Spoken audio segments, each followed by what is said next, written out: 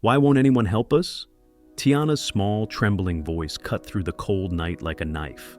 Jerome Carter's heart clenched at the raw innocence of her question, one he couldn't answer. His 5-year-old daughter shivered in his arms, soaked to the bone from the relentless rain, her wide, tearful eyes searching his face for the comfort he so desperately wanted to give her. He had knocked on 3 doors that evening, each rejection more cutting than the last.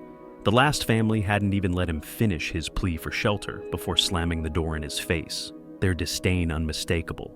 Now, as he trudged through the empty streets of Savannah, Georgia, Jerome felt the weight of his failures bearing down on him. His daughter was cold, hungry, exhausted, and he had nothing left to offer but his arms to hold her. The rain blurred his vision as he looked up, searching for any sign of hope. That's when he saw it, a flickering neon light in the distance, glowing faintly through the storm. Sunset Diner. His steps faltered as doubt gripped him. Would this place be any different? Or would he be turned away again, left to face the cruel reality of the world's indifference? "Hold on, baby," he whispered, his voice cracking as he pressed Tiana closer to his chest. Just a little longer. What happens when a desperate father and his innocent daughter find themselves at the mercy of strangers? Will they face more rejection? Or will one act of kindness change their lives forever? Before we dive into Jerome and Tiana's journey, let me ask you, have you ever witnessed a moment that restored your faith in humanity? Maybe it was a simple act of kindness, like someone offering a helping hand to a stranger, or a story that reminded you that compassion still exists. Where are you watching this story from today? Is it a city where life moves fast, or a quiet town where everyone knows your name? Take a moment to think about the people in your community. Have you ever met someone like Jerome, fighting against the odds, just needing someone to believe in them? Or have you been the one to open your heart and lend a hand? As you watch this story unfold, let it remind you of the power of connection. The way one choice, one act, can ripple out and transform lives. If a moment in this story stirs something in your heart, share it with us in the comments below. We'd love to hear what moved you and how it relates to your own life. And if you believe in stories like this, ones that inspire, uplift, and bring people together, don't forget to like this video, subscribe to our channel, and turn on notifications so you never miss another journey like Jerome's. Your support helps us continue sharing these powerful stories. Now, let's step inside Sunset Diner and see what fate has in store for Jerome and Tiana. The rain poured down in unrelenting sheets, transforming the streets of Savannah, Georgia, into a maze of glistening puddles and streams. The once charming cobblestone sidewalks had become treacherous, slick with water, and the cold November wind cut through the air with merciless precision. Jerome Carter trudged through the downpour, clutching his 5-year-old daughter, Tiana, tightly against his chest. Her small arms wrapped around his neck, her shivering body pressed close, seeking warmth he could barely provide. Jerome's coat was threadbare, its seams fraying, and its fabric unable to repel the icy rain. His shoes squelched with every step, water seeping into the worn soles. Tiana's tiny sneakers were no better, leaving her feet soaked and frozen. Jerome's heart ached with every cough she let out, every shudder of her frail body. She was so young, so innocent, and yet she was enduring hardships no child should ever know. "Daddy?" Tiana's voice was soft, almost swallowed by the rain. "Are we gonna find a warm place soon?"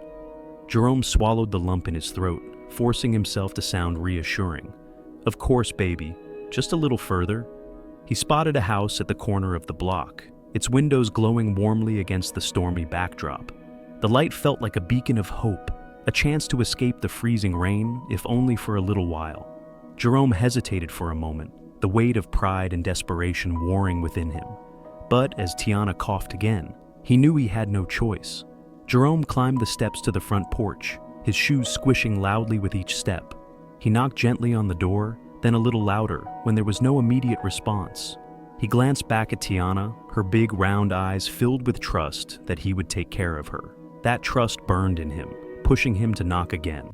The door creaked open slightly, revealing an older white woman with a pinched face and a shawl draped over her shoulders.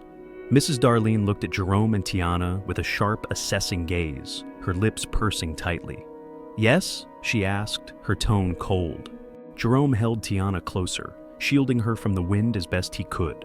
"Ma'am, I'm sorry to bother you. My daughter and we've been caught in the rain and she's not well. Could we, just for a little while, stay somewhere warm? I won't cause trouble, I swear." Mrs. Darlene's eyes narrowed, flicking between Jerome's soaked clothes and Tiana's trembling form. "I'm sorry, but I can't help you," she said curtly, starting to close the door. "Please," Jerome pleaded, stepping forward instinctively. "She's just a little girl. She's freezing. I'll leave as soon as the rain stops." Mrs. Darlene's expression hardened. "I said no." Her voice grew louder, sterner.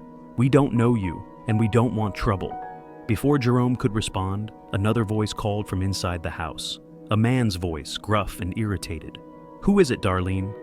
"It's no one, Roger," Mrs. Darlene snapped, glaring at Jerome. Then, louder, she added, "Just a vagrant. I'm sending him away." Jerome's chest tightened. The word hung in the air like an accusation, a dagger aimed straight at his dignity. "I'm not asking for much," he said softly, his voice breaking despite himself. "Just a chance to keep my daughter safe." Roger appeared behind Darlene, his heavy frame filling the doorway. His face was as unwelcoming as his wife's. "You heard her?" he barked, his tone brimming with hostility. "Get off my porch before I call the cops." Tiana whimpered, burying her face in Jerome's shoulder. Jerome felt a surge of anger rise within him, but he pushed it down. He couldn't afford to let his pride put Tiana at risk. Without another word, he turned away, stepping back into the storm. The door slammed shut behind him, the sound echoing like a final judgment. Jerome trudged back down the steps, his body hunched against the relentless rain. Tiana whispered, her voice barely audible over the storm. "Why didn't they help us, Daddy?" Jerome's throat tightened. What could he say? How could he explain a cruelty so senseless and undeserved? "I don't know, baby," he whispered hoarsely. "Some people, they just don't understand." He walked on, each step heavier than the last. His arms ached from carrying Tiana, his legs burned with exhaustion, but he couldn't stop. He wouldn't stop. He had to find shelter, no matter what. In the distance, through the blur of rain, a faint light caught his eye. A small diner, its neon sign flickering but still glowing defiantly against the storm. It wasn't much, but it was something. Jerome adjusted Tiana in his arms, whispering softly, "Hold on, sweetheart. Just a little longer." And with that, he made his way toward the diner, his heart heavy but still clinging to a fragile thread of hope. Jerome approached the diner cautiously, his steps slow and labored. The storm showed no signs of relenting, and every gust of wind bit into his exposed skin like shards of glass. The neon sign above the door read, "Sunset Diner," its orange glow a faint promise of warmth amidst the cold, relentless rain. Through the fogged-up windows, he could see faint shadows moving inside, proof that someone was still there, that maybe, just maybe, they could help. He hesitated at the door. The rejection from Mrs. Darlene still stung, the weight of her words pressing heavily on his spirit. But then he felt Tiana shift in his arms, her small body limp and shivering. He couldn't let his pride stand in the way of her safety. Not now. Jerome pushed the door open slowly, the small bell above it jingling softly. The warm air inside hit him like a wave, and for a moment, he just stood there, taking it in. The diner was nearly empty, save for a man standing behind the counter. He was tall, with sandy brown hair, and a face that bore the wear of someone who had seen his share of hardships. His name tag read, William. William looked up, his brows furrowing as he took in the sight before him. A drenched man holding a trembling child, their clothes clinging to them like second skin. There was a moment of silence, heavy and uncertain, before William finally spoke. "Need a table?" he asked, his voice neutral but not unkind. Jerome shifted uncomfortably, unsure how to respond. We just need a place to warm up. My daughter, she's freezing. We've been out in the rain." William's expression softened as his eyes landed on Tiana. She looked so small in Jerome's arms, her face pale and her breath shallow. Without waiting for an explanation, he grabbed a clean towel from behind the counter and walked over. "Here," he said, holding it out. "For her." Jerome took the towel with a quiet, "Thank you," and wrapped it around Tiana, who whimpered softly at the sudden warmth. William gestured toward one of the booths. "Sit down, I'll get you something hot to drink." Jerome hesitated, unsure if the kindness was genuine or fleeting, but his exhaustion won out. He carried Tiana to the booth, carefully setting her down before sliding in beside her. She curled up next to him, her tiny hands clutching the towel as though it were a lifeline. A few minutes later, William returned with 2 steaming mugs of hot chocolate. He set one down in front of Jerome and the other in front of Tiana, who stared at it with wide, grateful eyes. "Drink up," William said. "It's on the house." Jerome nodded, his throat tight with emotion. "Thank you," he murmured, his voice barely above a whisper. He helped Tiana lift the mug to her lips, watching as her face lit up at the sweet, comforting warmth. William pulled up a chair and sat across from them, his gaze steady, but not intrusive. "Rough night?" he asked. Jerome let out a dry laugh, though there was no humor in it. "You could say that." William waited, giving him space to speak if he wanted. Finally, Jerome sighed, running a hand over his face. "We've been on the streets for a while now. Lost my job a few months back when the factory shut down. After that, everything just fell apart." William didn't say anything right away, but there was a flicker of understanding in his eyes. "That little girl yours?" he asked, nodding toward Tiana. Jerome nodded, his voice softening as he looked at her. "Yeah, she's all I've got." William leaned back in his chair, his expression thoughtful. "Where are you staying tonight?" Jerome hesitated. "Nowhere," he admitted. I asked someone earlier, but..." His voice trailed off, the memory of Mrs. Darlene's rejection flashing through his mind. "People don't trust someone like me."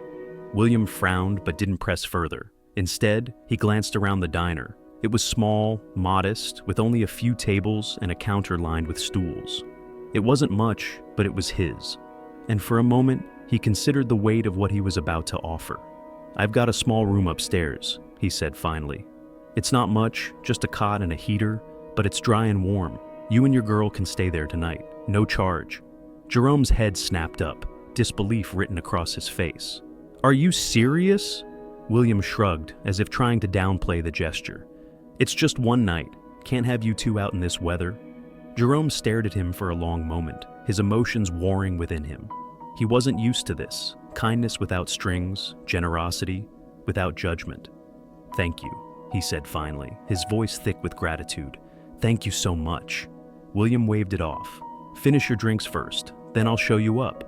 As Jerome watched William walk back to the counter, he felt something he hadn't felt in a long time, a flicker of hope. The world wasn't all cruel after all. There were still people like William, willing to extend a hand to those in need. And for the first time in months, Jerome allowed himself to believe that maybe, just maybe, things could get better. The rain had slowed to a steady drizzle, but the cold remained relentless. Jerome Carter pressed onward, his legs trembling with exhaustion, his arms burning from carrying Tiana. The little girl had fallen into a fitful sleep against his shoulder, her damp hair sticking to her pale cheeks. Every step Jerome took felt heavier than the last, and despair whispered insidiously in his ear. But then, through the haze of rain and fatigue, he saw it, a small diner tucked between 2 old brick buildings. Its neon sign read, "Sunset Diner," the letters flickering faintly, but still glowing against the gloom. Warm light spilled from the windows, cutting through the grayness of the night. Jerome stopped in his tracks, his breath hitching. He was hesitant, almost afraid to hope again. The sting of rejection from Mrs. Darlene earlier that night still lingered, her harsh words echoing in his mind. But he had no other choice. Tiana needed him to try. Jerome approached the diner, his movements slow and deliberate, as though any sudden motion might shatter this fragile opportunity. His hand, stiff from the cold, reached for the door. The small bell above it jingled softly as he pushed it open. Inside, the diner was quiet. The faint hum of an old jukebox filled the air, and the scent of coffee and fried food lingered. Behind the counter stood William Harris, wiping down the stainless steel surface with a rag. He looked up at the sound of the bell, his tired eyes meeting Jerome's. For a moment, neither of them spoke. William's gaze shifted to Tiana, taking in the sight of her small, shivering frame clinging to Jerome. His brow furrowed in concern, but there was also a trace of hesitation. "Need something?" William asked, his voice neutral. Jerome cleared his throat, his pride warring with his desperation. My daughter and I, we've been out in the rain. She's not feeling well." I was just hoping if we could stay here for a little while, just to warm up." William studied them for another moment, his expression unreadable. Then, without a word, he disappeared into the back. Jerome's heart sank. Was he about to be turned away again? But before he could spiral into despair, William returned with 2 clean towels. "Here," he said, holding them out. "Dry off." Jerome blinked, momentarily stunned by the small gesture of kindness. He took the towels, wrapping one around Tiana and using the other to pat himself dry. "Thank you," he murmured, his voice thick with emotion. William gestured toward one of the booths. "Sit down, I'll get you something hot." Jerome hesitated. "I don't have any money." "It's fine," William cut him off. "Just sit." Jerome nodded, his gratitude unspoken but palpable. He carried Tiana to the booth, gently laying her down on the worn vinyl seat. She stirred but didn't wake, her small hands clutching the towel like a lifeline. Jerome sat beside her, his body finally beginning to thaw in the warmth of the diner. A few minutes later, William returned with 2 bowls of steaming soup and a plate of buttered bread. The aroma alone was enough to make Jerome's stomach ache with hunger. He hadn't realized how long it had been since he'd had a proper meal. "Eat," William said, placing the food on the table. "She needs it more than you, though." Jerome managed a small smile. "She always comes first." He gently woke Tiana, coaxing her to sit up. Her eyes widened as she saw the food, and for the first time that night, a spark of life returned to her face. "Is this for me?" she asked softly. Jerome nodded. "Go ahead, sweetheart." Tiana picked up the spoon with trembling hands and began to eat, as her movements hesitant at first, then more eager as the warmth spread through her. Jerome watched her, his heart both breaking and mending at the sight. He hadn't seen her this happy in weeks. William stood nearby, leaning against the counter with his arms crossed. His gaze lingered on Tiana before shifting to Jerome. "What's your story?" he asked. Jerome paused, unsure how much to share. But something about William's tone, genuine, not judgmental, made him open up. "I used to work at a factory," he began, "in Atlanta. When it shut down, I lost everything. Couldn't find another job, and it just spiraled from there." William nodded, his expression thoughtful. "And her mom?" Jerome's jaw tightened. "She left when Tiana was 2, said she wasn't cut out for this life." William exhaled softly, a trace of sympathy flickering in his eyes. "That's rough." Jerome didn't respond, instead focusing on helping Tiana with her soup. After a long silence, William spoke again. "Where are you headed?" Jerome shrugged. "Anywhere that's not the streets." William's lips pressed into a thin line. He looked around the diner, at the empty tables and the peeling paint on the walls. It wasn't much, but it was his, and in that moment, he made a decision. "There's a small room upstairs," he said. "Used to be for staff back when I had employees. It's nothing fancy, but it's warm and dry. You can stay there tonight." Jerome's head snapped up, disbelief etched across his face. "Why?" he asked cautiously. "Why would you do that for us?" William shrugged, his demeanor gruff. "Because someone should, and it doesn't look like anyone else is stepping up." Jerome stared at him, emotions swirling within him, gratitude, relief, and a touch of hope he hadn't dared to feel in a long time. "Thank you," he said quietly. "I don't know how to repay you." William waved him off. "Just get some rest. You look like you need it." As Jerome settled Tiana back down, he felt a weight lift from his shoulders. It wasn't much, but it was enough. A flicker of light in the darkness, and for the first time in weeks, he allowed himself to believe that things might get better. The room upstairs was small, just as William had described. The walls were painted an off-white color, faded and scuffed with years of wear. A single cot sat in the corner, its thin mattress covered with a plain gray blanket. A space heater buzzed softly in the corner, providing a modest but welcome warmth. It wasn't much, but to Jerome and Tiana, it felt like a palace. Jerome laid Tiana down on the cot, tucking the blanket around her small body. Her cheeks were finally gaining a bit of color, her breathing steadying as the warmth began to sink in. She looked up at him with heavy eyelids, her voice barely above a whisper. "Daddy, is this home?" Jerome's throat tightened. He crouched beside her, brushing a damp curl from her forehead.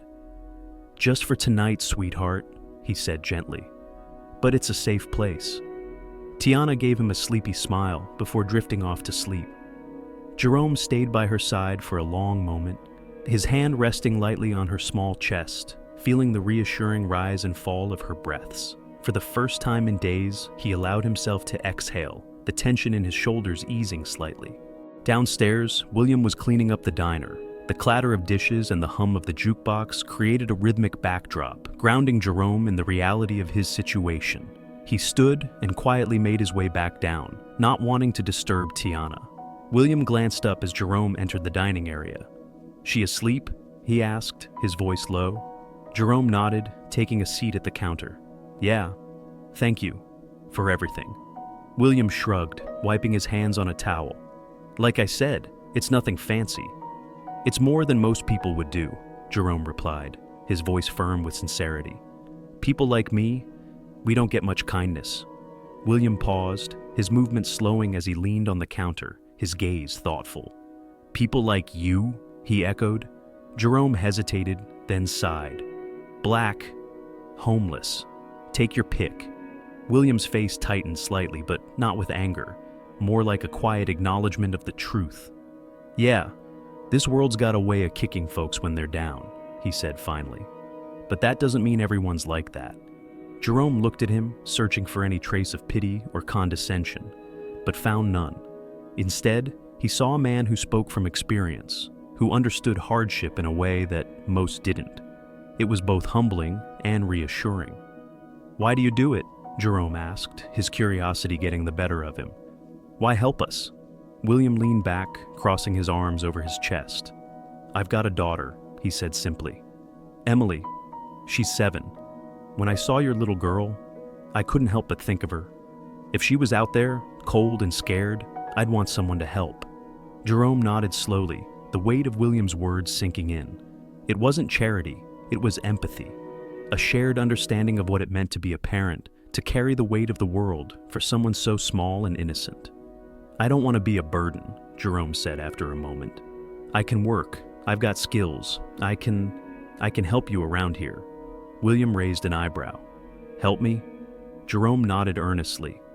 "I used to work in a factory.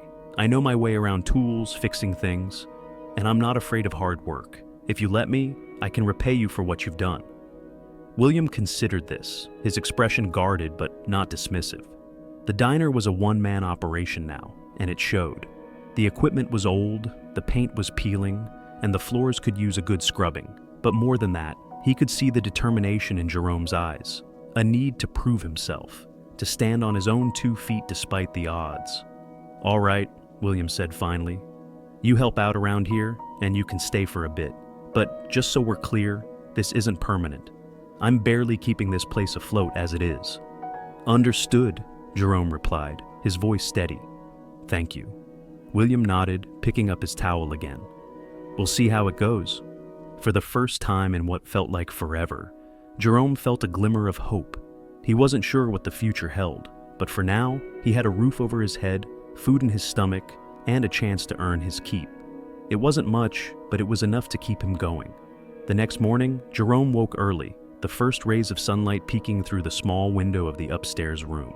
Tiana was still asleep, her little face relaxed and peaceful. He kissed her forehead softly before heading downstairs, determined to make good on his promise to William.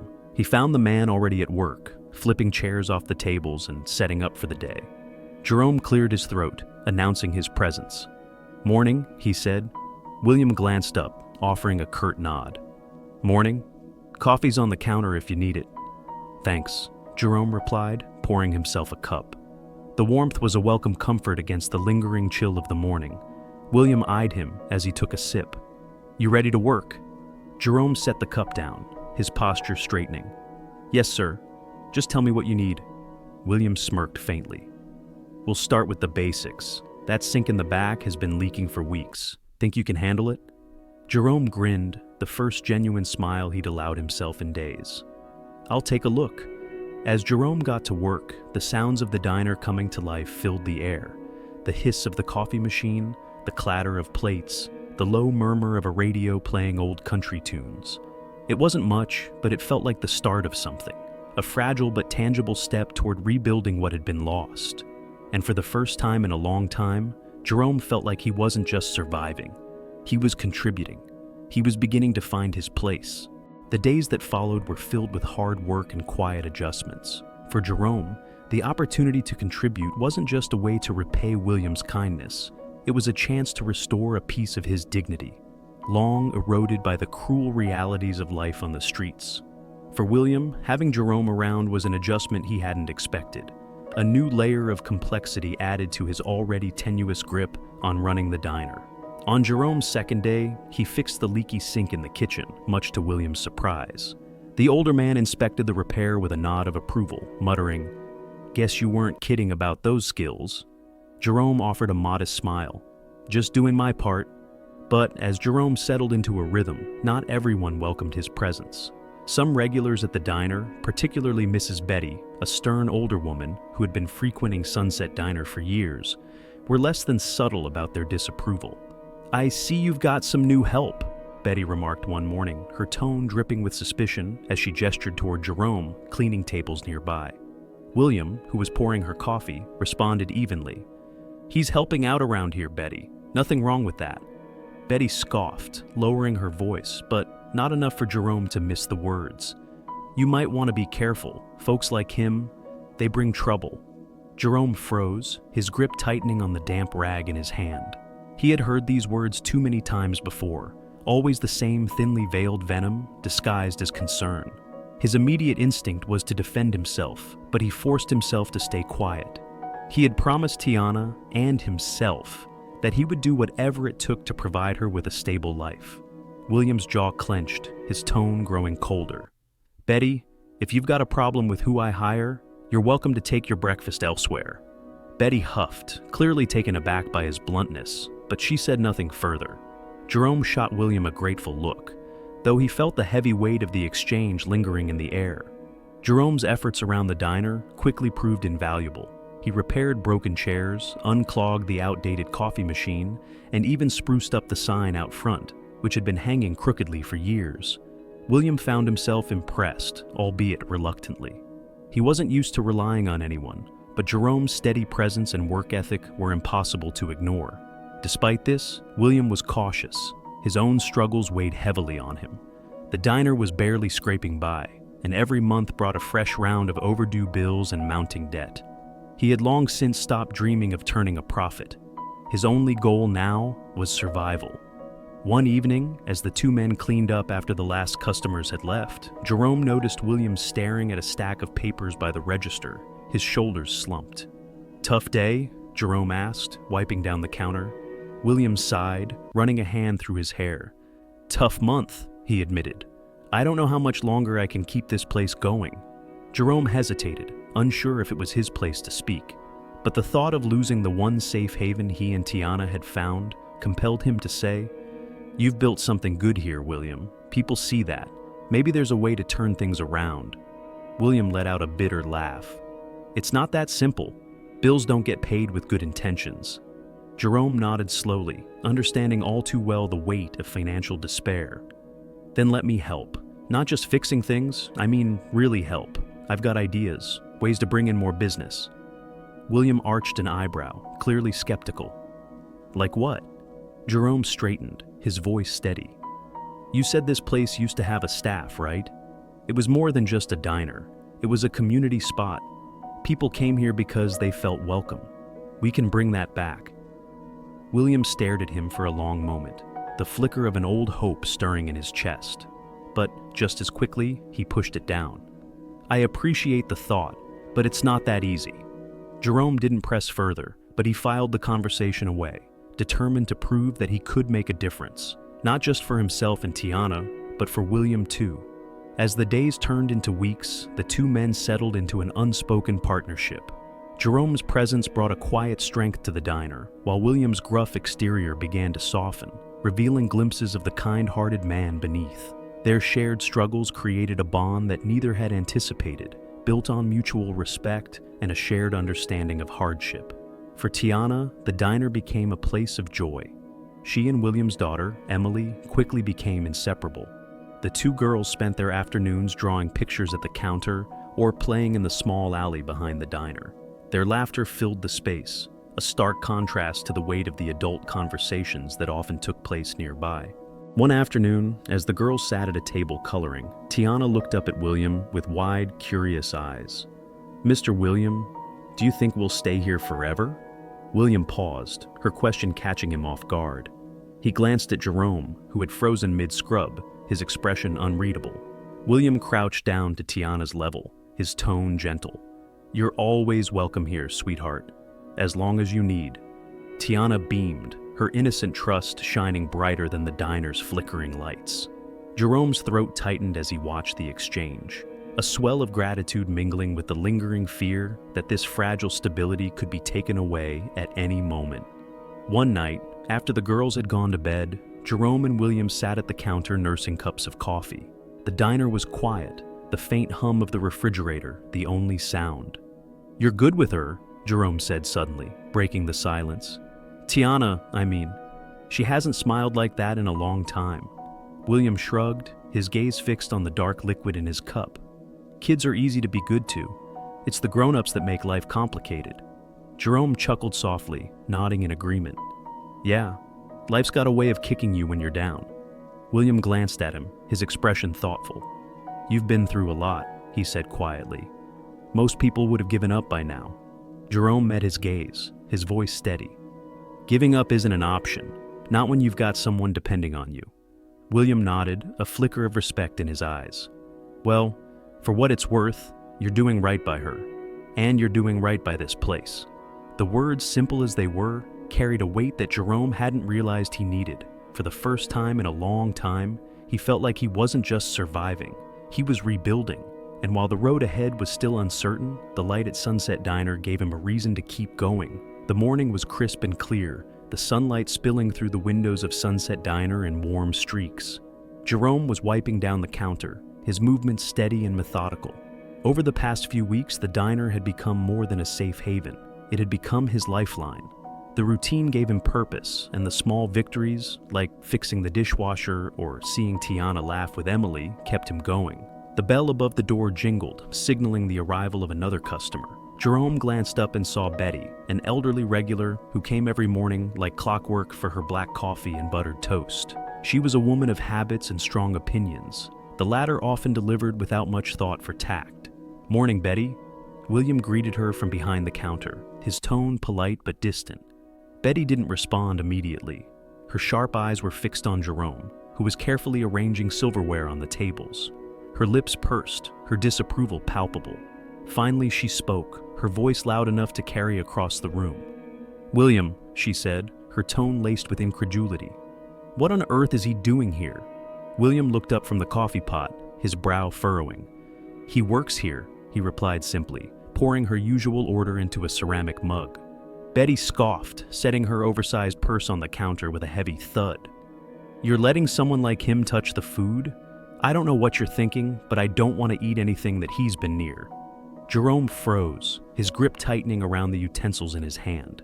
He had heard these words before, from different faces, in different places. Each time, they cut just as deeply.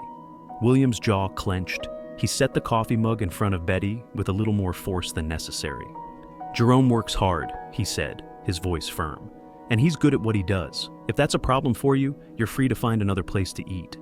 Betty's eyes widened in disbelief. "You're really going to talk to me like that? After all the years I've been coming here?" William met her glare without flinching. "I appreciate your business, Betty, but I won't tolerate that kind of talk in my diner." Betty's expression turned icy. She slid off her stool, grabbing her purse with exaggerated indignation. "Fine," she snapped, "but don't expect me to come back. And believe me, I'll make sure everyone knows what kind of company you're keeping here." With that, she stormed out, the bell above the door jingling in her wake. The diner fell silent, save for the hum of the coffee machine and the faint murmur of the radio. Jerome kept his eyes fixed on the table in front of him, pretending to focus on the silverware. His chest felt tight, his stomach churning with a familiar mix of anger and shame. He heard William sigh and turned just in time to see him rubbing his temples, his frustration evident. "Sorry about that," William said after a moment, his voice softer now.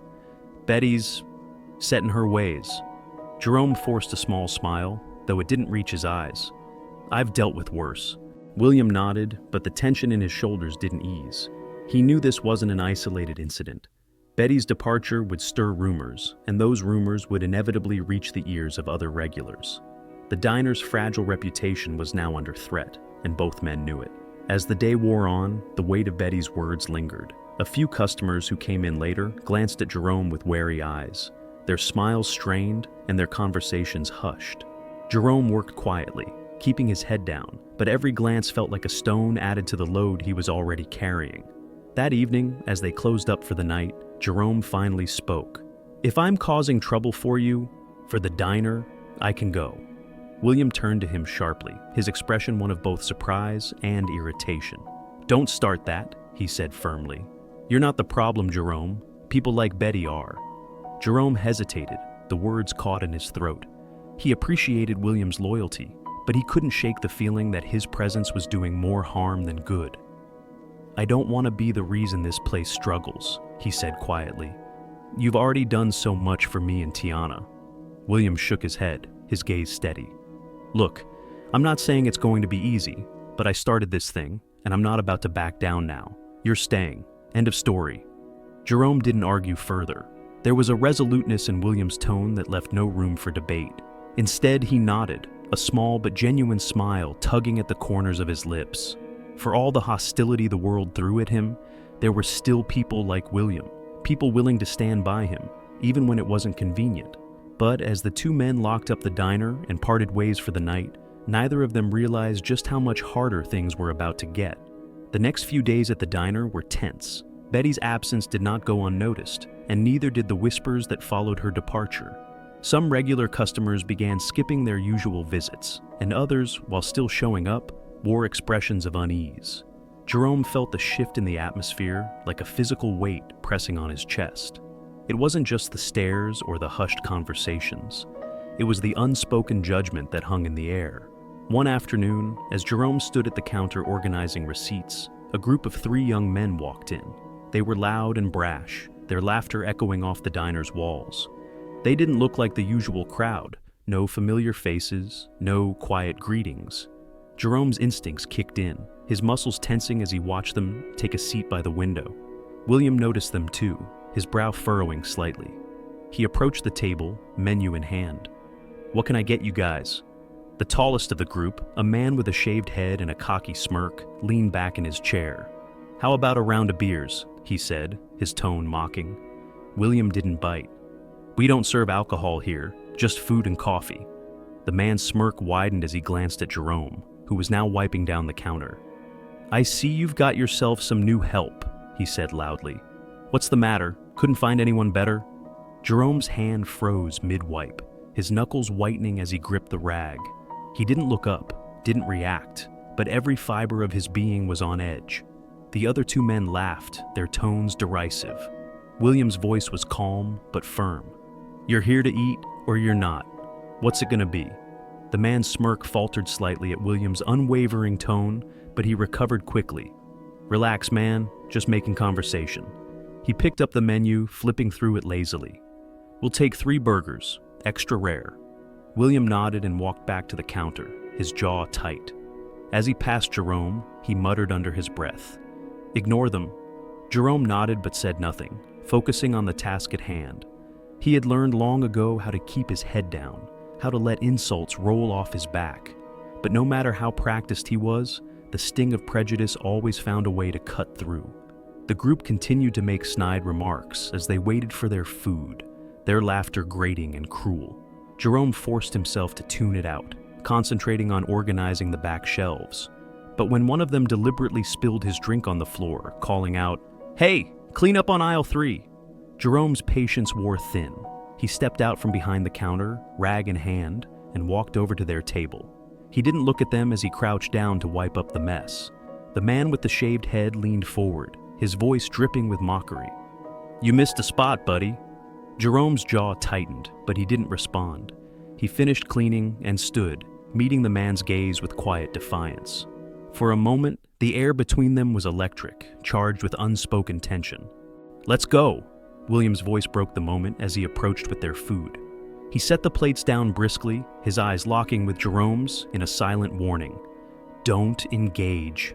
The men ate quickly, their antics less pronounced now that William was hovering nearby. When they left, they tossed a few crumpled bills on the table, not bothering to wait for change.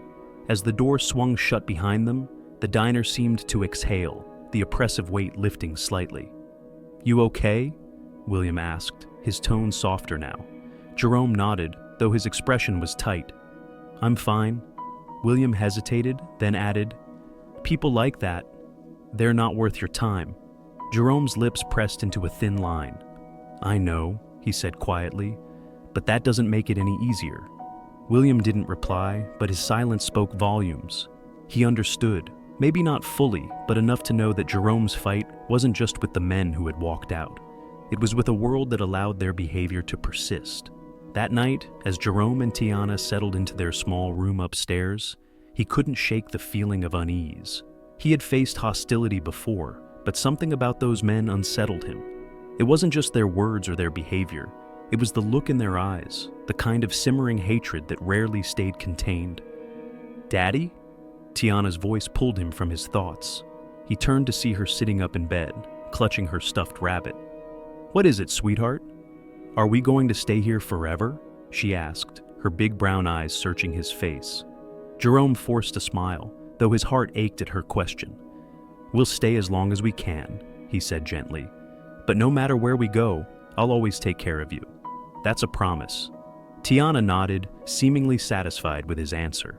She lay back down, her small frame curling under the blanket. Jerome watched her for a moment, his resolve hardening. No matter what happened, he wouldn't let anything, or anyone, take this fragile stability away from her. But as he lay awake that night, staring at the ceiling, he couldn't shake the nagging feeling that the peace they had found at Sunset Diner was more fragile than ever. The following week brought little relief. Word of Betty's departure and the group of young men's antics spread quickly in the small town. Regulars began to thin out, and even the occasional new customer seemed hesitant. The once steady hum of Sunset Diner had turned into an unpredictable rhythm, marked by moments of quiet, punctuated by tense interactions. Jerome kept his head down and his hands busy, repairing broken chairs, fixing the ancient coffee machine, and scrubbing every surface until it gleamed.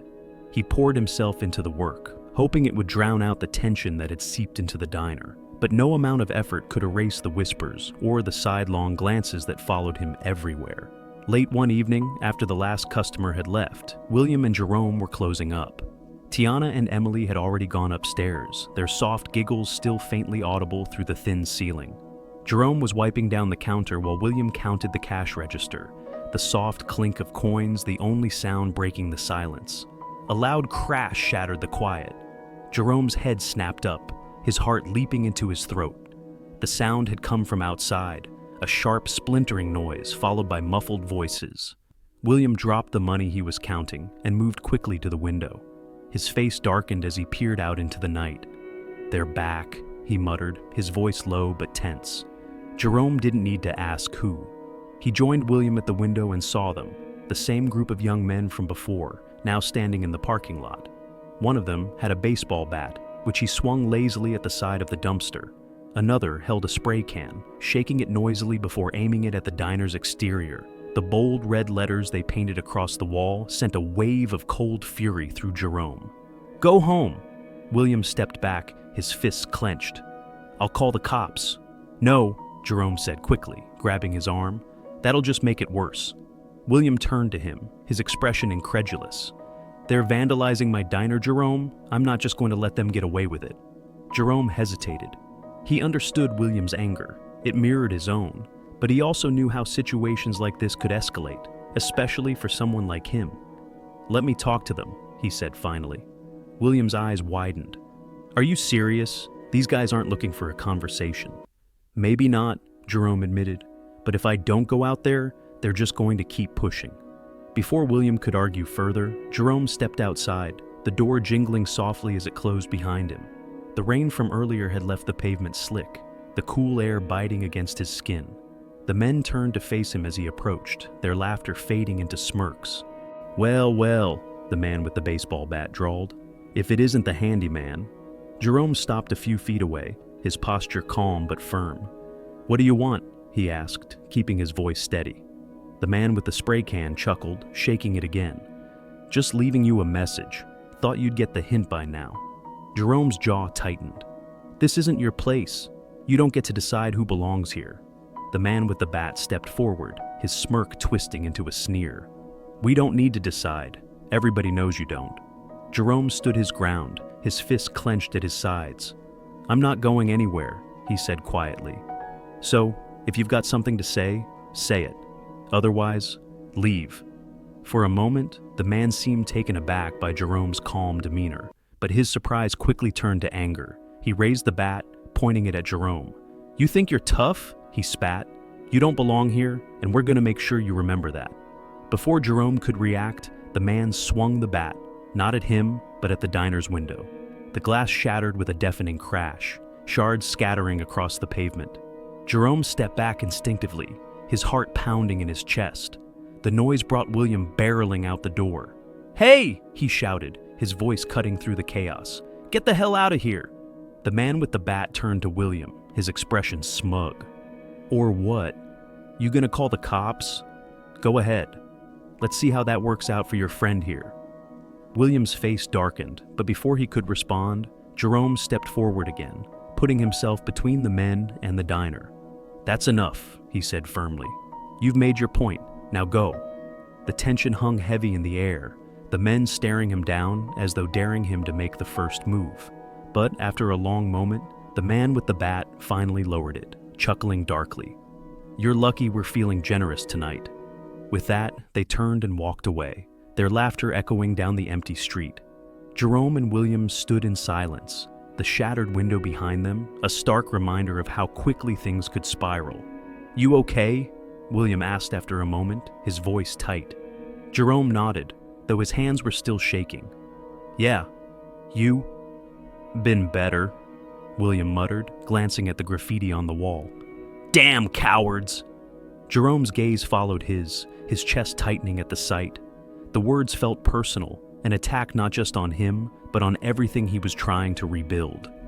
"I'm sorry," he said quietly. William turned to him, his expression softening. "This isn't your fault." Jerome didn't respond. Deep down, he knew William was right, but it didn't make the burden any easier to bear. When the cops arrived, their questions were perfunctory at best. They glanced at the graffiti and the broken glass, taking notes with a detached air. But when one of the officers turned to Jerome, his tone shifted. "You sure you didn't provoke them?" he asked, his words slow and deliberate. Jerome's stomach churned, but he kept his expression neutral. "I didn't do anything." The officer raised an eyebrow, his skepticism clear. "Right." William stepped in, his voice sharp. "He didn't provoke anyone. They showed up here looking for trouble." The officer shrugged, scribbling something on his notepad. "We'll file the report," he said, "but don't expect much. Kids like that don't leave a trail." As the officers drove away, Jerome and William stood in the parking lot, the night stretching on around them. The silence was heavy, filled with unspoken frustration and exhaustion. "We'll fix this," William said finally, his voice resolute. "They're not gonna win." Jerome nodded, his resolve hardening. The road ahead was steep, but he wasn't going to let this break him, or the fragile peace he had found at Sunset Diner. The early morning light filtered through the small cracks in the blinds, casting soft streaks across the walls of the diner. The previous night's vandalism had left its mark. The shattered window was hastily boarded up, and the spray-painted words, though scrubbed, still lingered faintly on the brick. Inside, Sunset Diner felt quieter than usual, its atmosphere heavy with a mix of weariness and resolve. Jerome entered the kitchen, rolling up his sleeves. Despite the tension hanging over the diner, he dove into work, repairing what he could and scrubbing every inch of the space until it shone. It wasn't just about fixing the diner. It was about protecting the one place that had given him and Tiana a sense of stability. But no amount of cleaning or repairs could fix the financial strain. The loss of regular customers after Betty's departure, coupled with the cost of the damages, had pushed William closer to the edge.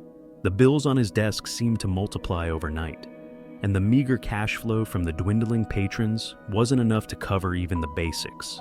Jerome noticed. He always noticed. One evening, after the last customer had left and Tiana and Emily were playing upstairs, Jerome approached William, who was sitting at the counter, staring blankly at a stack of overdue notices. "How bad is it?" Jerome asked gently, though he already knew the answer. William sighed, running a hand through his hair. "Bad. Real bad. I don't know how much longer I can keep this place open." Jerome's chest tightened. He owed William more than he could ever repay, not just for the roof over his head or the meals for Tiana, but for the simple act of believing in him, for giving him a chance when no one else would. "We'll figure it out," Jerome said firmly. "We always do." William forced a small, humorless smile. "You're an optimist, huh?" Jerome didn't reply, but his mind was already racing. That night, as he lay awake in the small room above the diner, he turned the problem over and over in his head, searching for a solution. His gaze drifted to the corner of the room where a small box sat tucked away beneath the cot. Inside was the one thing he had left from his father, a weathered pocket watch, its silver casing etched with intricate designs. The watch was more than an heirloom. It was a symbol of everything Jerome's father had stood for: hard work, resilience, family. Selling it felt like letting go of a piece of himself. But as he looked over at Tiana, sleeping soundly with her stuffed rabbit clutched to her chest, he knew what he had to do. The next morning, Jerome left early, the pocket watch tucked safely in his jacket. He walked to a nearby pawn shop, the weight of his decision settling heavily on his shoulders. The shop owner, a gruff man with a sharp eye for value, examined the watch closely. "It's old," the man said, holding it up to the light. "Good craftsmanship. I'll give you 200 for it." Jerome's heart sank. 200 wouldn't cover much. Not the repairs, not the bills, but it was something. "I'll take it," he said quietly, his voice steady despite the lump in his throat. When he returned to the diner, he handed William an envelope with the cash. "For the window," he said simply.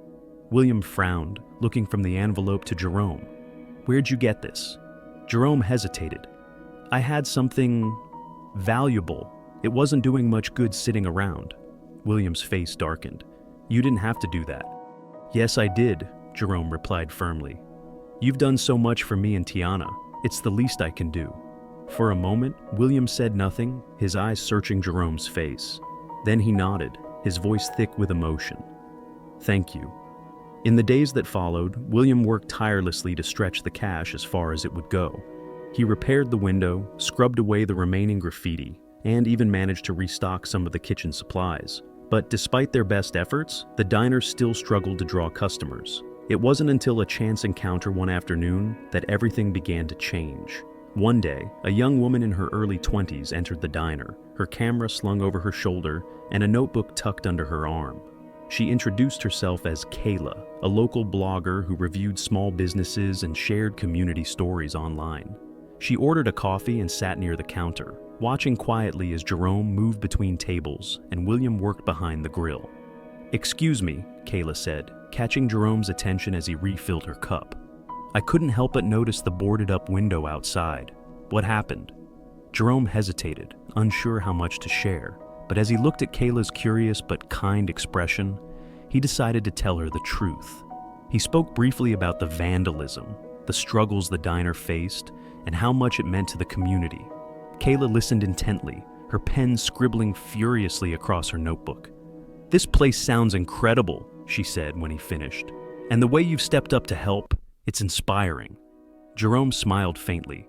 "It's not about me. William's the one keeping this place alive. I'm just trying to help where I can." Kayla's eyes sparkled with excitement. "Would you mind if I wrote about this? I run a blog, and I think people would love to hear your story." Jerome hesitated again, but William, who had been listening from the grill, chimed in. "If it'll help the diner, we're all for it." Kayla grinned, snapping a few photos of the diner's interior before finishing her coffee. "You'll hear from me soon," she promised before leaving. Neither Jerome nor William thought much of the encounter until Kayla's article went live a few days later. The morning after Kayla's article was published, William arrived at the diner early as usual, expecting another slow day. The boarded-up window still cast a shadow on the otherwise warm atmosphere of the diner, and the financial strain lingered heavily in his mind. He flipped the chairs down from the tables, brewed the first pot of coffee, and unlocked the front door, ready for the usual trickle of customers. But today wasn't usual. The bell above the door jingled incessantly as people began streaming in, far more than the diner typically saw at that hour. William blinked in surprise as patrons filled nearly every booth and counter seat. Some were familiar faces, old regulars who had been avoiding the diner since the recent troubles, but many were new, young couples, families, and individuals with curious expressions and bright smiles. Jerome arrived shortly after, stopping in his tracks at the sight of the bustling diner. "What's going on?" he asked William, who was juggling orders at the counter. William shrugged, though a flicker of hope gleamed in his eyes. "I don't know, but I'm not about to question it. Get in here and help." Jerome rolled up his sleeves and dove into the chaos, taking orders, refilling coffee cups, and bussing tables with practiced efficiency. The energy in the diner was electric, a stark contrast to the gloom that had lingered over it just days before. It wasn't until one of the customers, a young woman with a phone in her hand, called Jerome over that he began to piece it together. "Are you Jerome?" she asked, her excitement barely contained. Jerome nodded, taken aback. "Yeah. Can I help you?" She beamed, holding up her phone. "I read the blog post about this place. Your story is amazing. What you've been through, what you're doing to help keep this diner going. I just had to come see it for myself." Jerome blinked, momentarily at a loss for words. "Blog post?" he repeated. The woman nodded enthusiastically. "Kayla's article.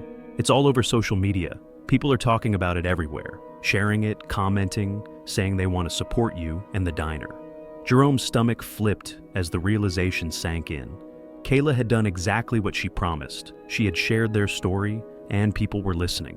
When he found a moment to catch his breath, Jerome pulled William aside and told him what the woman had said. William pulled out his phone and searched for the blog post. The headline alone sent a jolt of emotion through both of them. From struggles to hope, how Sunset Diner is bringing a community together. The article was glowing, detailing not just the diner's history and struggles, but also Jerome's journey, his resilience, his sacrifices, and the bond he had formed with William. It painted a vivid picture of the diner as more than just a place to eat. It was a symbol of perseverance and community. As William scrolled through the comments, his hands trembled. Hundreds of people had shared the post, many leaving heartfelt messages of encouragement. Some had even started a small fundraising campaign to help with the diner's repairs. Jerome stood beside him, his chest tight with emotion. "I didn't think people would care," he admitted quietly. William looked at him, his voice thick with gratitude. "They care because you gave them a reason to. You showed them what this place is really about." The rest of the day was a whirlwind. Customers continued to pour in, and the energy in the diner was contagious. Kayla herself returned, her face lighting up at the sight of the bustling crowd. "I told you people would love your story," she said with a grin as Jerome refilled her coffee. "You weren't kidding," Jerome replied, his tone laced with disbelief. "This is incredible. Thank you." Kayla waved him off. "Don't thank me. This place and what you and William are doing, it speaks for itself." By the end of the day, the cash register was fuller than it had been in months. William and Jerome sat at the counter after closing, their exhaustion overshadowed by the newfound sense of hope. "We might just make it after all," William said, a small smile breaking across his face. Jerome nodded, his own smile growing. For the first time in what felt like forever, the future didn't seem so bleak. In the weeks that followed, the momentum continued. Customers returned again and again, drawn not just by the story, but by the food. Jerome's simple yet soulful cooking became a centerpiece of the diner's menu. His family recipes, passed down through generations, brought a new life to the diner's offerings.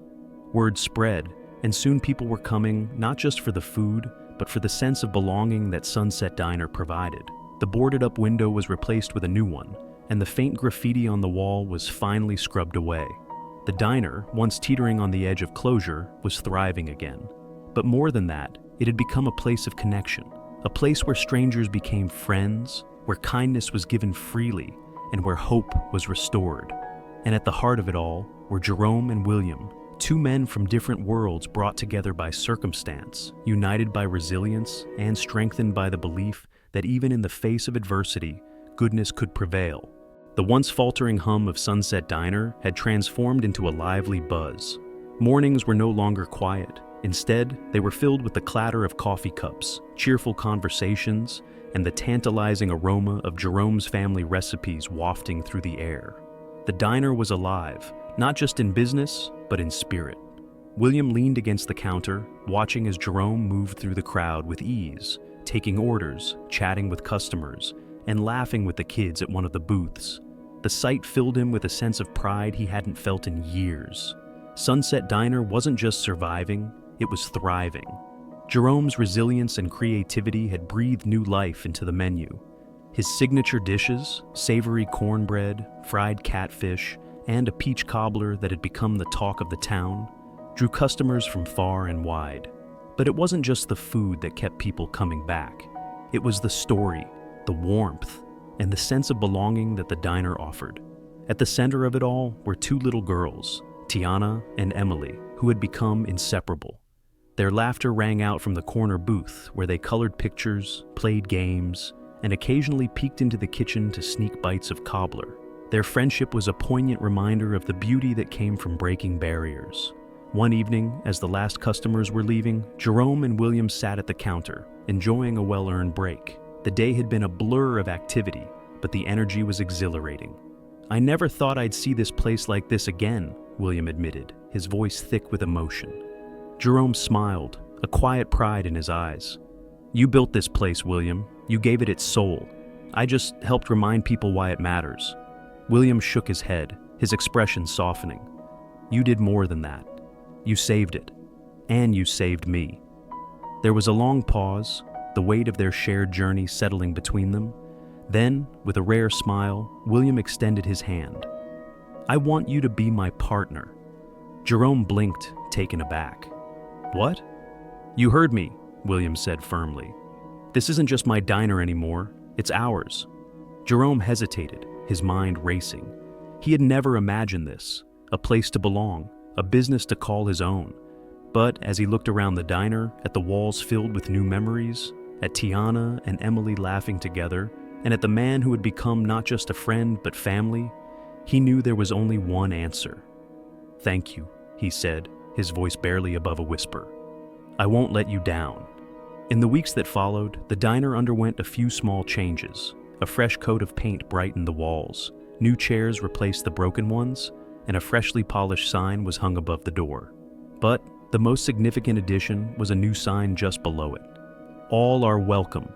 The simple words spoke volumes. They were a promise, a declaration, and a reminder of everything the diner stood for. It didn't matter who you were, where you came from, or what your story was. Sunset Diner would always have a place for you. The grand reopening was a celebration like no other. Customers packed the diner, laughter and music filling the air as people shared stories and meals. Kayla, the young blogger who had sparked the turnaround, was there, snapping photos and soaking in the energy of the crowd. Tiana and Emily ran from table to table, giggling and delivering plates of cobbler to smiling patrons. Jerome and William worked side by side in the kitchen, their movements seamless, their partnership a testament to what could be accomplished when barriers were broken and trust was built. As the night wound down, Jerome stepped outside for a moment, the cool evening air washing over him. He looked up at the sign, its letters illuminated against the night sky. A lump formed in his throat as he thought about how far they had come, how far he had come. William joined him, leaning against the doorway. "Not bad for a little diner, huh?"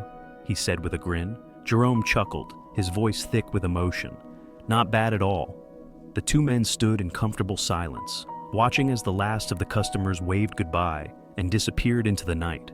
The world beyond the diner was still complicated, still filled with challenges. But here, within these walls, they had created something extraordinary, something that proved that kindness, resilience, and hope could overcome even the toughest obstacles. And as the lights inside dimmed and the sign above glowed warmly in the darkness, Sunset Diner stood as more than just a place to eat. It was a beacon, a home, and a reminder that, no matter what, all were welcome. Thank you for joining us on this heartfelt journey through the story of Jerome, William, and the rebirth of Sunset Diner. It's not just a tale of struggle and triumph, it's a reminder of the power of humanity, of what we can achieve when we choose kindness, courage, and connection over fear and division. This story reflects something deeper within us all, the desire to belong, to find a place where we're accepted not for what we look like or where we come from, but for who we are. Jerome's resilience and William's willingness to open his heart weren't just acts of survival. They were acts of hope, and hope, no matter how small, has the power to light up even the darkest corners. As we leave Sunset Diner, I invite you to carry its message with you. In our fast-paced, often divided world, we all have the opportunity to create spaces like this, places where everyone is welcome, where understanding replaces judgment, and where bridges are built instead of walls. Take a moment to reflect. Who in your life might need a little extra kindness today? If you were in Jerome's or William's shoes, how would you act? Let us know your thoughts in the comments below. We'd love to hear how this story resonated with you. And if you believe in the power of stories like this one to inspire change, make sure to like this video, subscribe to our channel, and turn on notifications so you never miss an uplifting tale. By doing so, you're not just supporting us, you're helping to spread messages of hope, love, and unity to others who might need them. Finally, thank you for being part of this journey. Your time, your emotions, and your willingness to engage with these characters mean the world to us. Remember, no matter who you are or where you come from, there's always a seat waiting for you at Sunset Diner. Until next time, stay kind, stay resilient, and keep believing in the power of connection. Thank you.